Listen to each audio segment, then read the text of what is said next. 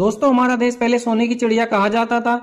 इसी सोने को लूटने के लिए अनेक विदेशी आक्रमणकारियों ने भारत पर आक्रमण कर युद्ध किए और अपना शासन स्थापित किया।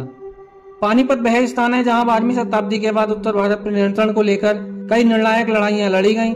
पानीपत के प्रथम युद्ध जो अप्रैल 1526 ईस्वी में पानीपत के निकट लड़ा गया था, इस युद्ध ने भारत में मुगल साम्राज्य की नींव रखी। यह उन पहली लड़ाइयों में से एक थी जिसमें मुगलों ने बारूद और तोपों का प्रयोग किया। पानीपत का प्रथम युद्ध जहीरुद्दीन बाबर और दिल्ली के लोधी वंश के शासक इब्राहिम लोधी के बीच लड़ा गया। इब्राहिम लोधी के पास करीब 50,000 सैनिक और 1,000 हाथी थे, तो वहीं बाबर के पास कुल 15,000 की सेना थी, लेकिन बाबर के पास 20-25 तोपें थीं। तोपों के वार से इब्राहिम लोधी की सेना के बहुत सारे सैनिक मारे गए और बचे हुए सैनिक बहुत भयभीत हो गए।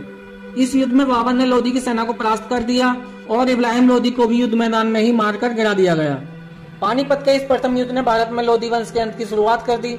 युद्ध के पश्चात दिल्ली और आगरा पर ही नहीं बल्कि धीरे धीरे लोधी साम्राज्य के समस्त भागों पर बाबर ने अपना अधिकार कर लिया।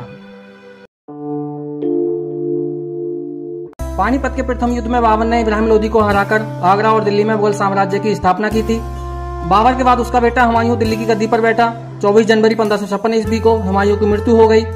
उस समय उसका बेटा अकबर कुल 13 वर्ष का था। हुमायूं की मौत की खबर सुनते ही हेमू उर्फ हेमचंद विक्रमादित्य की सेना ने आगरा और दिल्ली पर हमला कर वहां अपना कब्जा कर लिया।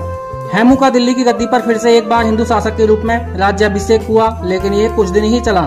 अपने पिता की मृत्यु के बाद दिल्ली से भाग खड़े हुए अकबर ने अपने सेनापति बैरम खां के साथ फिर से दिल्ली की ओर कूच किया। 5 नवंबर 1556 ईस्वी को पानीपत पहुंचकर अकबर के सेनापति बैरम खां और हेमू की सेना के बीच युद्ध हुआ, जिसको पानीपत की दूसरी लड़ाई कहा गया। हेमू के पास अकबर से कहीं अधिक बड़ी सेना थी। प्रारंभ में मुगल सेना के मुकाबले हेमू को सफलता प्राप्त हुई, लेकिन दुर्भाग्य से एक तीर हेमू की आंख में घुस गया और उसने युद्ध का पासा पलट दिया। आंख में तीर लगने से हेमू अपने हाथी से नीचे गिर गया। इसको देखकर हेमू की सेना में खलबली मच गई और वह युद्ध मैदान से भाग गई। बाद में हेमू को गिरफ्तार कर उसकी हत्या कर दी गई।